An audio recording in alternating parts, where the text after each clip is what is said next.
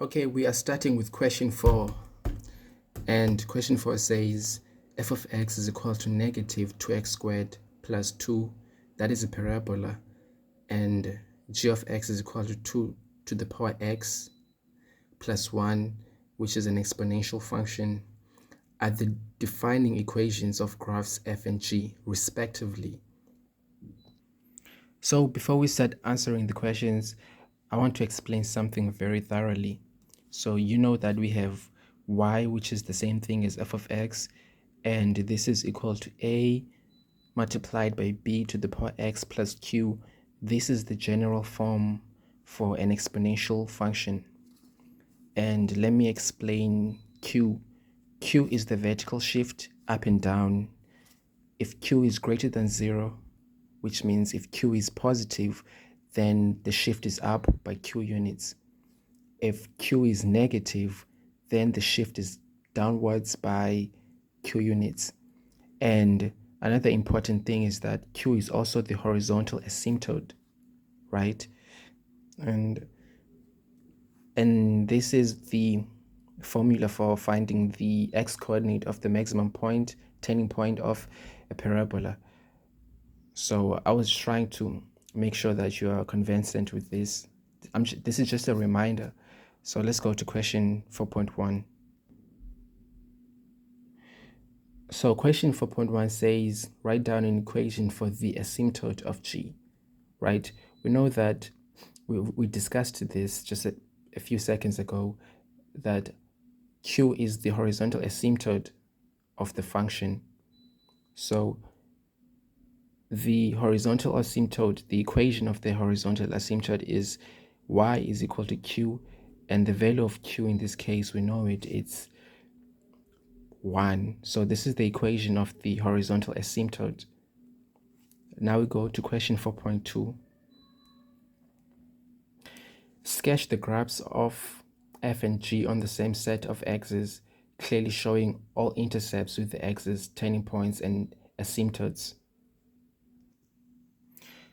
The question is 6 marks. The question is worth 6 marks because there's a lot of stuff that you have to do when answering the question.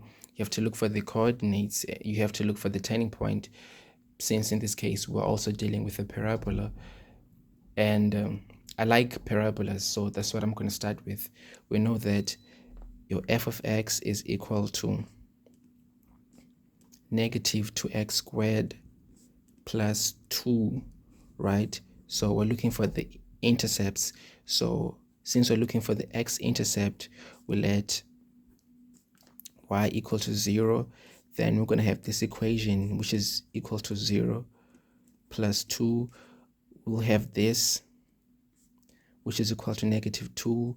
You divide by 2, so your x is equal to plus or minus 1. I had to skip some steps, right? But I'm pretty sure you can see where that is going. Now let's look for the y coordinates. For the y coordinates, we let x equal to 0, so y, the y-intercept, we let x equal to 0, so your f of 0 is equal to negative 2 plus 2, so we know that is 2, right? And let's now look for the turning point of this parabola. In grade 12 and above, you use differential calculus in order to determine the turning point, but there's so many ways to determine the turning point. I'm going to stick to the one that I'm sure your teachers taught you. So we have this formula: x is equal to negative b over 2a, right? So this is the standard form, right, of a parabola. This is ax squared plus bx plus c, right? In this case, we have negative 2x squared plus 0 times x plus 2 standing in the place of c, right? So our b is 0 in this case, so we have negative 0 over, I do not have to punch in the value of a because the answer is 0 still, but I'll do it for for your purpose. So I have -2, so x is equal to 0. This is understandable because our parabola, it doesn't have the value of b, right? The value of b is actually there, it's 0. So it has the same it has the same x values, but these x values have different values. For instance, the first value, x value, is -1, and the second one is 1. So let me plot the graph. Okay, so we have I'm gonna plot the graph right now. We have the x coordinate of the turning point. We punch in this value into the original equation to find the y coordinate of the turning point, right? Plus 2, and it turns out that the y coordinate of the turning point is 2, right? So let's go to the x's. We have -1, we have 1, we have right there 2. So this is our graph. It starts from negative infinity of y values, extends over there, it goes like that, right, up to I know my drawing is very bad. That is coordinate 1, that is coordinate 1, and since the turning point is at the origin, right, the turning point is right here, it's 0:2, that's the turning point, right? The distance from this coordinate to there is the same as this distance from this to that. Every time the parabola has a turning point at the origin where x is equal to 0, know that it is divided into 2 equal parts. This part is equal to that part, right? This part on the left is equal to that part. Remember this. So now let's try to look for the coordinates of the exponential function and plot it. And preferably, I would say start with the y asymptote, since it's been given to you, right? So let's go out there and put it. This is 1, so the horizontal asymptote it's right there, at y is equal to 1. Let's put it right there, right? And after that, let's find the x and y values, right? The x and y intercept. So for x, let y equal to 0. We know the equation is 0 is equal to 2 to the power x minus 1, and then we have 2 to the power x is equal to -1, which is not possible. So the graph has no x values, right? So the graph has no x values. It's understandable because the graph is above the asymptote, right? So if the graph goes down there and cuts the x-axis and cuts the asymptote, that's a rule broken. An asymptote means the graph never touches a specific point. The graph will never touch 1. It will never, right? It gets close to this y value 1, this coordinate 1, this asymptote, but it never touches it. So it's understandable that our function has no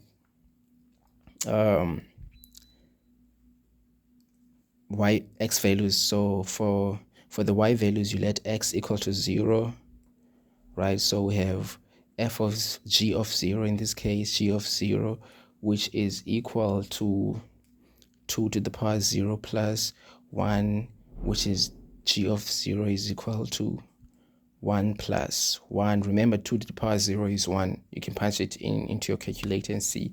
So y even here is 2. So the graph is right there, it touches that coordinate. Okay. So now let's discuss the nature of A, right? So this is the general form of the equation. Where's the general form? Okay, you can actually look at the question. You'll see the equation is 2 to the power x plus 1. That's what the equation is for the exponential function. The value of A there is 1, right? Let me write it down. Let me write it down for you. So g of x is equal to, I'm right there, 2 to the power x plus 1. A here is equal to 1. There's 1 here, 1 times 2, right? B is equal to 2. B to the power x is equal to 2 to the power x. Then q is equal to 1. I'm just explaining everything. You don't need this part. I'm explaining it. You don't need that part. So our function is increasing because a, let me come here. A is greater than 0. So our function increases. So it increases like that. And it touches a point 2.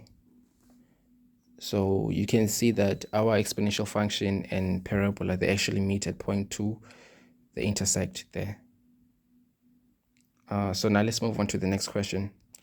Oh, sorry, before we move on to the next question, let's label our graph y is equal to 1. That's the asymptote. And the points is -1 is to 0. It's 1 is to 0. It's been labeled right there. So I guess we are fine. See? So question 4.3 says, write down the range of f. Yes, I like this question because it's actually going to teach you something about graph interpretation. And I want you to learn this instead of looking at the textbook and knowing that, oh, the graph starts there and ends there. You know, I don't want you to memorize anything. I want you to understand where it comes from. So they're asking about the range, the y values of the graph. Every time you are talking about values, measuring the values, whether it's x values or y values, you start from the negative side. That's the order of the numbers. You start from the negative side. So we're talking about the values that are the y values, right? We're talking about everything along here. Right? So they want to know where the graph starts and ends. Do realize this graph is continuous. There are arrows there, which means it goes down forever, up to infinity, up to where there's no time or space. It goes down forever. So it starts from negative infinity up to that point. See, the graph stops right there. It stops right there at 2. What does it do at 2? It touches at 2. So you include 2 because it actually touches at 2. The graph has a point at 2. That means it touches at 2. So let's write it down. So the range of the graph is y is an element of negative infinity up to 2. Remember, I said it touches at 2, so I'm using the square brackets because it touches at 2. Or you could say the graph is, the range of the graph is y is less than or equal to 2, because we want values that are less than 2 and equal to 2. From 2 to negative 100 to negative 2 million as the y value. So you could write the range as this. 4.4 is actually interesting. It says determine the maximum value of h if h of x is equal to 3 to the power f of x. So we're given a new function, h of x. H of x is said to be equal to 3 to the power f of x. And we know from the question that f of x is equal to negative 2x squared plus 2.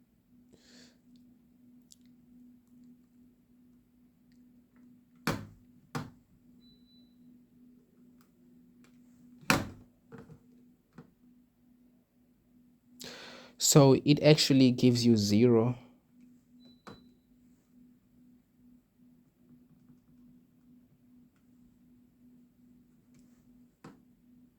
So the answer is 0 here when I punch it into the calculator, right? And if you punch in anything, you punch in x is equal to 1, because at this point you 10, you stop having 2. You have 1, you have whatever. So my point is, the function, let me get rid of everything. The function h of x, f of x, equal to negative 2x squared plus 1 is actually huge. It's a huge number. At x is equal to 0, it's actually 2, right?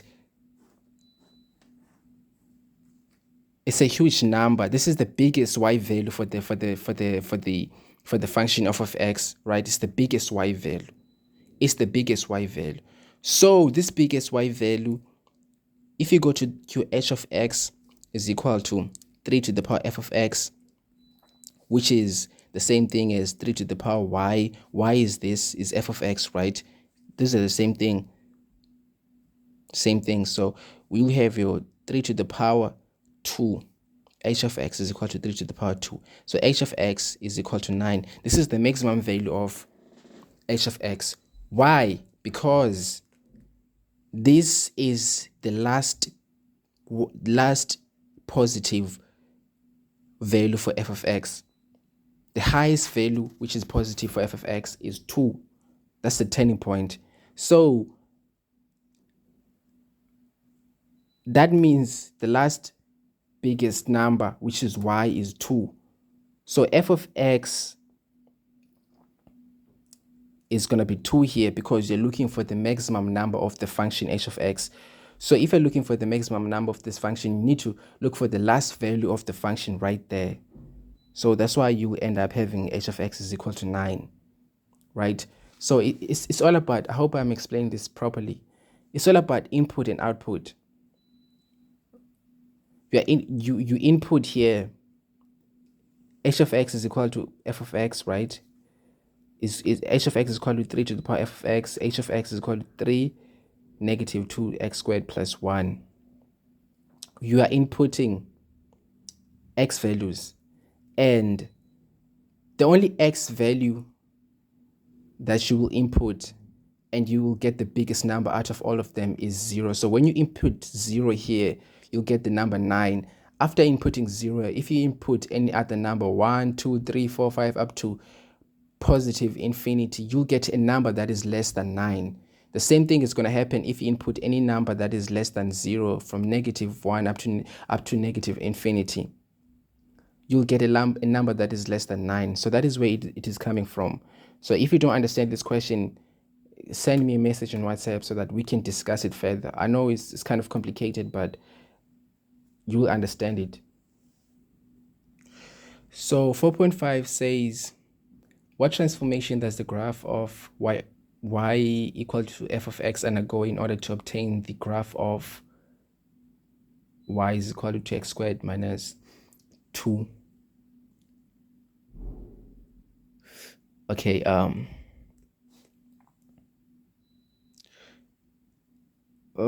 excuse me, I made a mistake here, sorry. It's 2. Don't mind this, it's 2.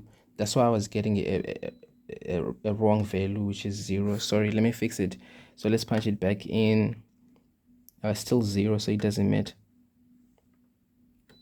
Still 0, so it's 2 there, it's not 1. I took the equation of, I took the last part of the exponential function, which is 1, is 2 there, sorry. But it doesn't affect anything that I've done. The answer is still 9, right? So we want to know f of x was equal to, in the beginning, negative 2x squared plus 2. And it went from this to y is equal to 2x squared minus 2. Now they want to know what kind of transformation took place. I want to teach you something very quickly. Okay, I want you to go through this, right? I want you to know this by heart. You need to know this. You need to keep this in your head. We have I'm gonna stick to the transformation that we are discussing right here, which is a reflection over the x-axis. So this is what happened in the question. It was a reflection over the x-axis. What happens when there's a reflection over the x-axis? Your entire function is multiplied by a negative sign. And what happens to your coordinates? Your x and y coordinates go to x and to negative y, right? The graph is reflected over the x-axis. Reflect is turned over the x-axis, right? You need to understand this. This is a reflection over the x-axis. So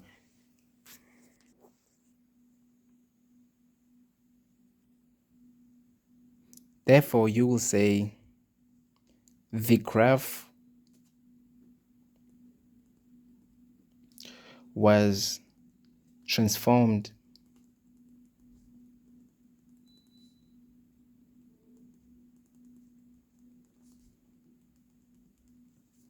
over the x-axis.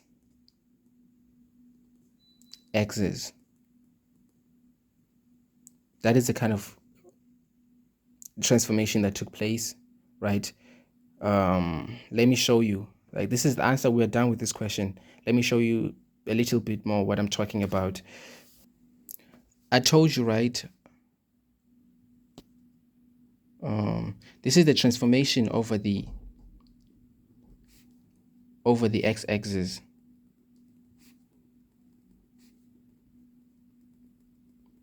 Right, so your y value is affected over the x-axis. Your y values are affected. If you affect your y value, your entire function is affected because f of x is equal to y. So this is it. You will say f of x was equal to this, right? Negative 2x squared plus 2, right? So it's reflected over the x-axis. It's negative f of x, and then the negative affects everything, the y value, right? 2, and then you'll have this 2 squared minus 2. The reflection is this. So that's what happened there. Okay, we're done with question 4.